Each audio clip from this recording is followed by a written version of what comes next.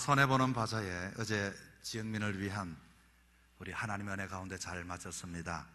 우리 정교인들이 모두가 한마음 한뜻으로 이 행사를 적극적으로 이렇게 참여해 주셨고 감사드립니다. 우리가 이 손해보는 바자회는 일반 바자회와 다른 점 여러분 잘 알고 계시죠? 일반 바자회는 물품을 이익을 만들어서 어렵고 힘든 곳에 이렇게 기증하고 때로는 이렇게 드림으로 해서 선교 헌금으로 이와 같이 기탁의 의미가 있습니다. 그러나 손해보는 바자회는 주민들을 교회에 다 초청해서 특별히 아주 생필품을 정말로 정가의 반값으로 뚝 잘라서 팔면 팔수록 우리가 손해봄으로 지역 주민들에게 이와 같이 그 기쁨을 함께 나눈다는 겁니다.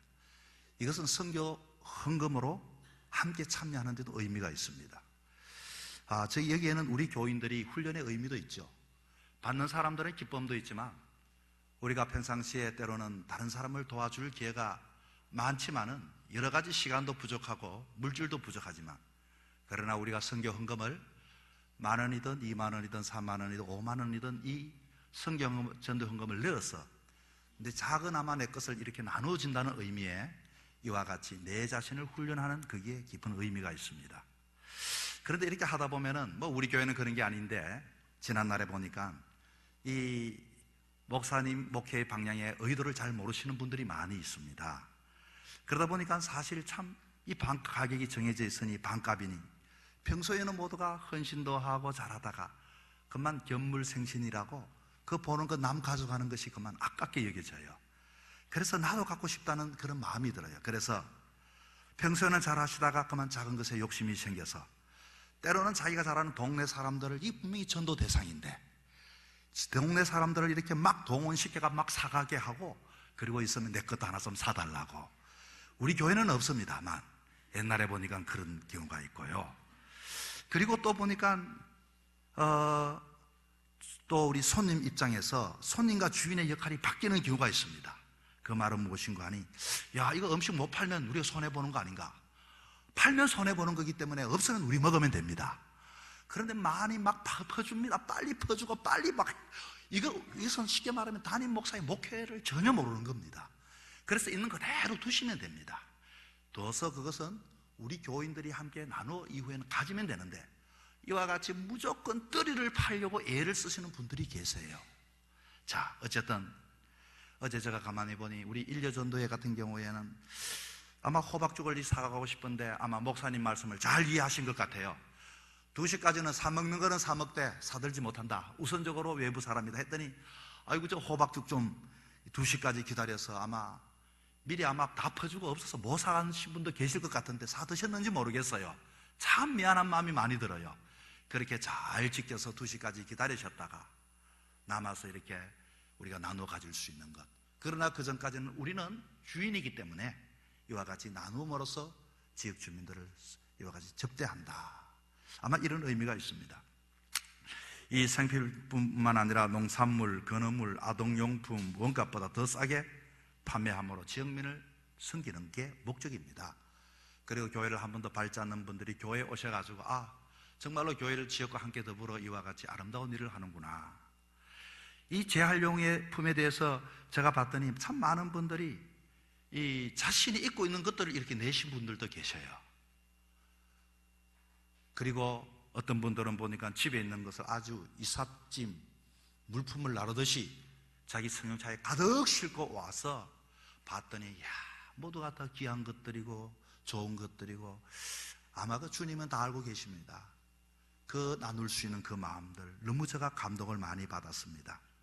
특별히 이날에는 우리 이벤트 코너를 봤더니 참 우리 집사님이 인도를 너무 잘 해주셨고요.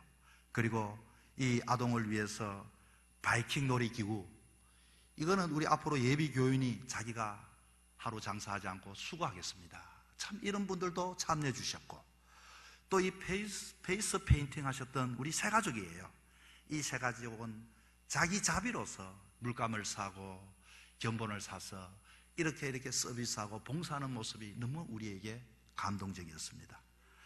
또 때로는 음식물이라든지 미꾸라지 추어탕 이런 것 이웃 성도님들이 또 제공도 해주셨고 이렇게 해서 우리가 잔치를 참 잘 베풀었습니다.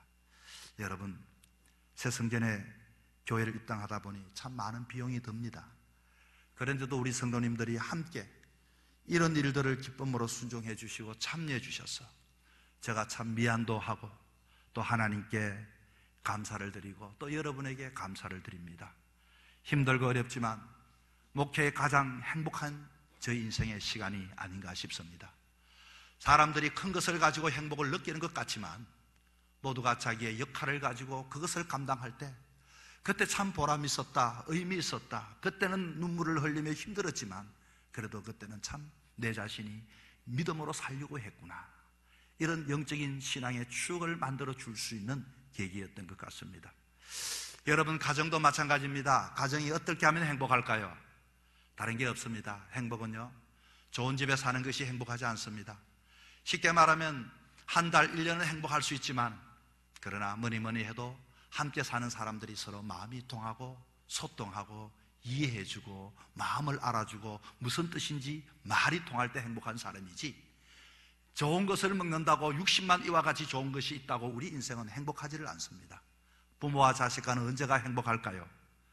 정말로 부모가 꾸중을 하고 과음을 쳐도 그 부모의 마음을 알고 이와 같이 그래도 어머니는 아버지는 나를 위해서 하는 것이라고 이렇게 이해해 줄 때 그곳에 효자가 나고 행복한 가정이 되는 것입니다. 구약의 성경을 볼 때는 이와 같이 하나님을 믿으면서도 하나님을 가장 잘 알고 이해했던 한 사람이 있습니다. 자, 오늘 설교 제목은 하나님을 알면 평안하다인데 제가 이것을 다시금 제가 잠을 자면서 꿈을 꾸면서도 이 설교를 오늘 할 것을 묵상을 합니다. 새벽에 일어나서도 묵상을 하면서 이 제목보다는 내가 어떤 제목이 더 좋을까 한번 따라해 볼까요?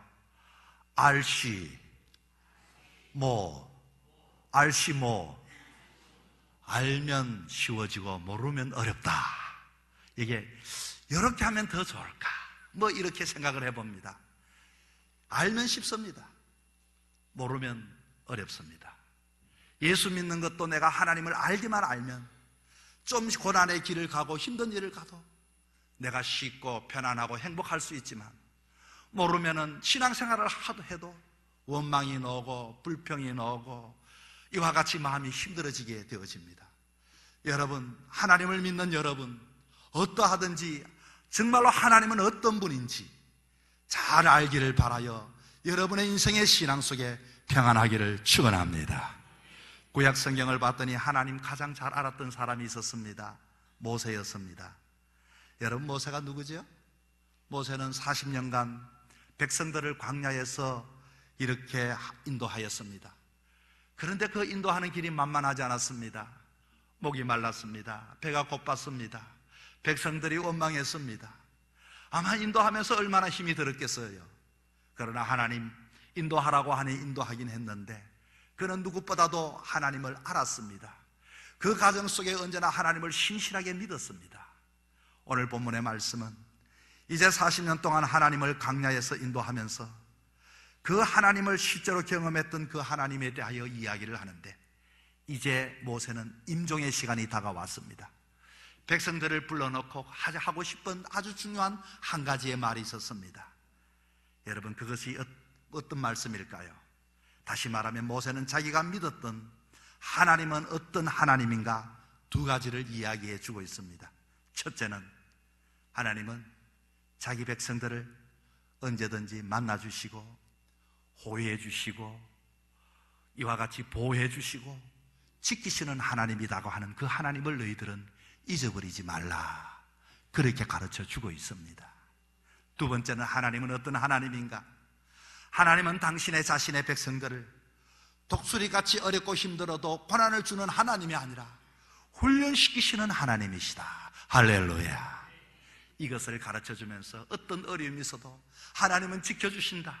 그 고난은 너희를 훈련시키기 위해서 그와 같이 하는 것이니 이와 같이 그런 하나님을 너희들이 알았으면 좋겠다라고 가르쳐 주고 있습니다. 자, 첫째, 하나님은 어떤 하나님입니까? 자기 백성을 지키시는 하나님입니다. 오늘 읽었던 본문 10절 말씀해 봤더니 여호와께서 그를 항무지에서 짐승의 부르짖는 광야에서 만나주시고 호위하시며 보호하시며 자기 눈동자같이 지켜주신다고 했습니다. 여러분, 이스라엘 백성들이, 하나님의 백성 이스라엘 백성들이 하나님의 인도를 받아 모세를 통하여 갔던 그 광야, 그 항무지라고 이렇게 표현을 하고 있는데, 그것은 어떤 것이었습니까? 온도가 일교차가 심합니다. 낮에는 뜨겁습니다. 밤에는 온몸이 덜덜덜 떨려옵니다. 추위가 몰려옵니다. 이것도 하나님이 인도하신 그 장소였습니다. 환경은 어떻습니까? 마실 물이 없습니다. 광야였습니다. 오늘 본문에 봤더니 항무지에 나서 짐승에 부르짖는 광야에서, 그곳은 어떤 곳입니까? 밤이 되면 짐승들이 우 하고 이와 같은 짐승의 소리가 들려지는 그 세상으로 하나님이 인도해 주었습니다. 아마 저쯤 되면은, 하나님, 제가 하나님을 인도받았으면 좋은 곳으로 인도해 주셔야지, 왜 이렇게 일교차가 심합니까? 왜 이렇게 마실 물이 없습니까? 먹을 것이 없습니까? 들려오는 소리는 위로의 소리가 되어야 할 텐데 왜 짐승의 울부짖는 소리로 하나님이 나를 인도해 주셨습니까? 여러분은 어떻게 그 하나님을 표현하겠습니까? 어렵고 위험천만한 그 광야. 그런데 오늘 본문에 봤더니 그들이 안전할 수 있었던 이유가 있습니다. 뭐라고 말합니까? 바로 하나님이 만나주시고 그곳에서 호위해 주시고 보호해 주시고 지켜주신다. 할렐루야.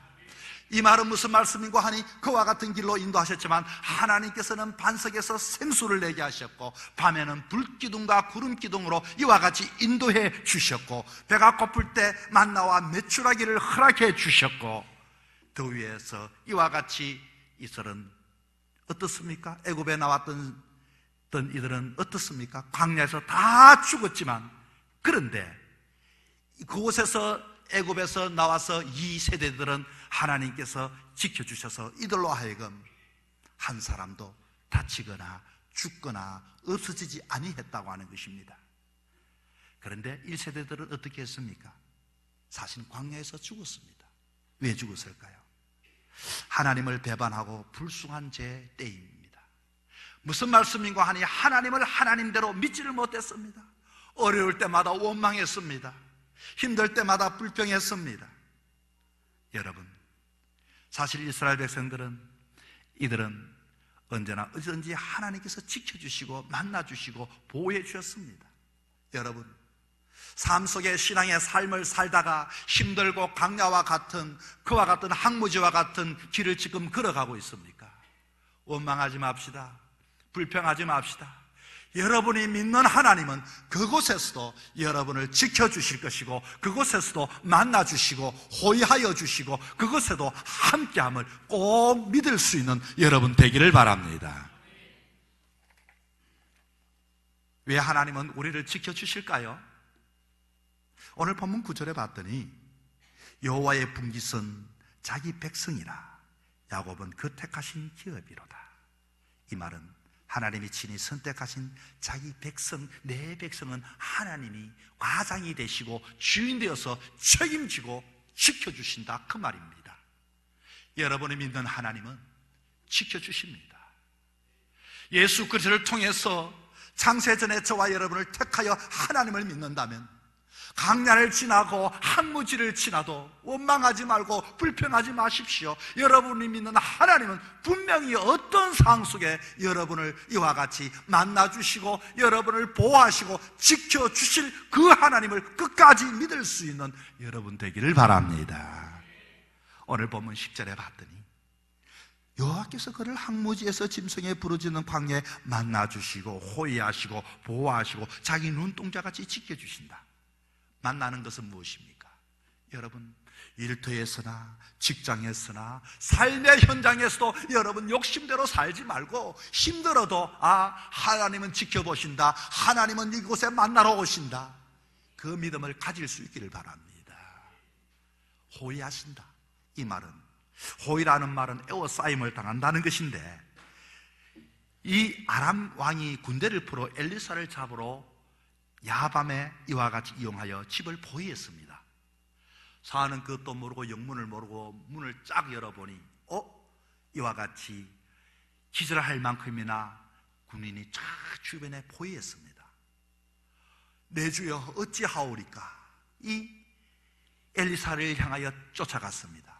그러자 엘리사가 그 소리를 듣고 놀라지 않고 그 뒤에 있는 하나님의 군대를 바라보게 된 것입니다.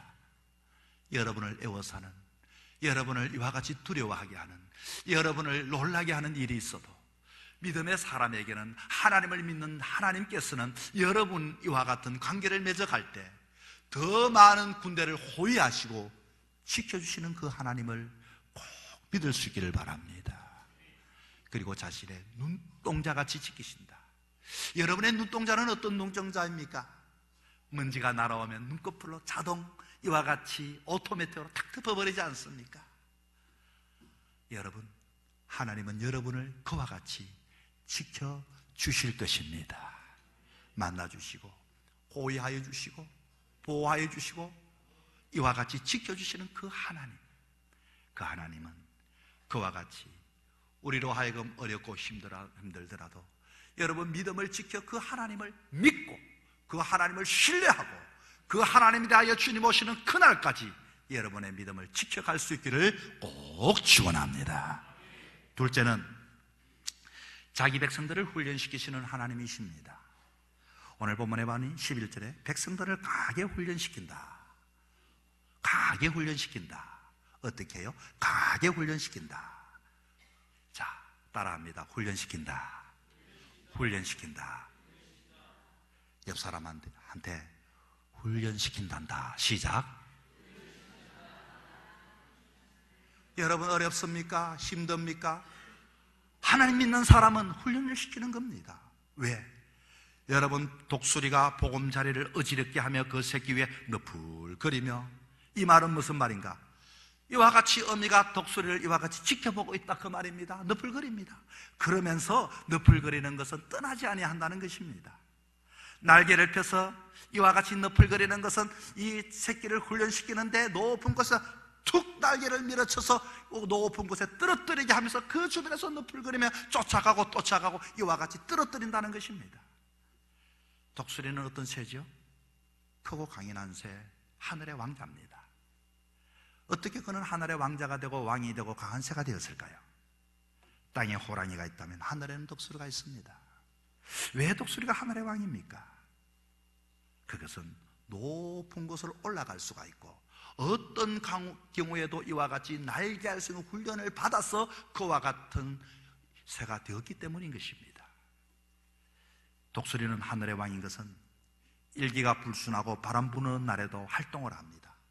일반 새들은 고요할 때만 움직이지만 독수리는 전천후입니다. 어떤 환경과 어떤 여건에서든지 이와 같이 날개를 펴고서 이와 같이 창공을 높이 날아다니는 새가 독수리입니다. 그리고 독수리는 날개를 치며 밑에서부터 수직으로 제일 높이 올라갈 수 있는 새가 독수리입니다. 그리고 올라가서 이와 같이 밑에 보면서 멀리서도 세밀하게 볼 수 있는 통찰력을 가지고 있습니다. 그리고 신속하게 목표를 향하여 아주 빠르게 내려와서 이와 같이 쳐갈 만큼 힘이 있습니다.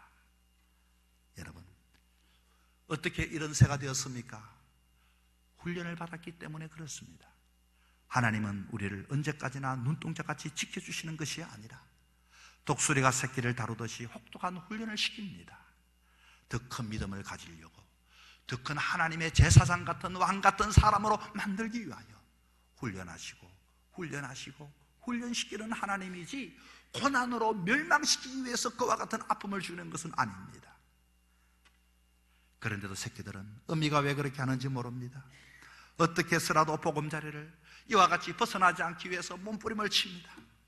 어미 독수리는 긴 날개 위에 새끼를 이와 같이 때로는 얹어놓고 고궁에서 날아다니면서 사정없이 떨어뜨려 버립니다.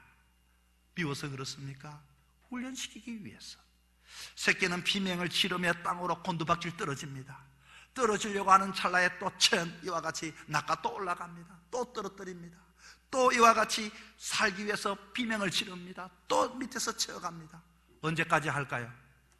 혼자서 날 수 있을 때까지. 할렐루야. 여러분 시험을 받습니까? 어려움을 받습니까? 어떠하든지 여러분 영적인 내성을 가지고 믿음 있는 자로 여러분, 이 황푸른숲 교회에서 여러분의 믿음이 자라날 수 있기를 바랍니다. 우리는 생활이 힘들고 고된 일이 자꾸 반복되면 하나님이 공중에서 떨어뜨리는 것을 보아야 합니다. 하나님이 나를 훈련시키는구나. 그러나 나는 망하지 아니하리. 하나님이 훈련시키는구나. 아직도 내가 더 잘해야겠구나. 아직도 더 기도해야 되겠구나. 아직도 더 찬송해야겠구나. 정신없이 추락하는 동안 누가 지켜보십니까? 어미가 지켜봅니다. 하나님이 지켜보고 계십니다.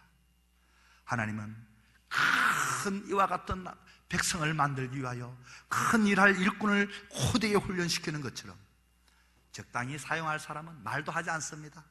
문제가 생겨도 내버려 둡니다.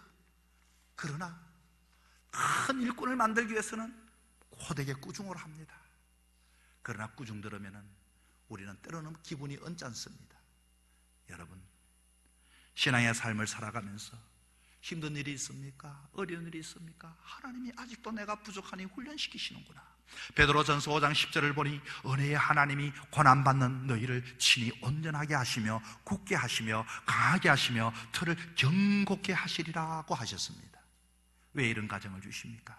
삶의 승리자로 살아가라고, 정말로 믿음의 가문이 되라고, 정말로 축복받는 사람이 되라고, 정말 내 자녀처럼 살아가라고. 그런데 우리는 그 하나님을 몰라요. 그런데 우리는 이와 같이 수없이 이와 같이 학교를 다녀도 이와 같이 그것을 이해하지 못하는 것은 때로는 내 마음대로 내 방법으로 살려고 했기 때문인 것입니다. 여러분, 우리의 신분은 누가 주었습니까? 이런 신분을 통해서 그분은 무엇을 기대할까요? 우리는 하나님의 자녀입니다. 하나님의 자녀, 예수님의 제자, 왕같은 제사장. 여러분 이렇게 살기를 원하십니까? 그러나 강약 어떤 곳에서 시련이 있고 아픔이 있으면 여러분이 어떻게 해야 할까요? 하나님을 알면 신앙이 쉽습니다. 편안합니다.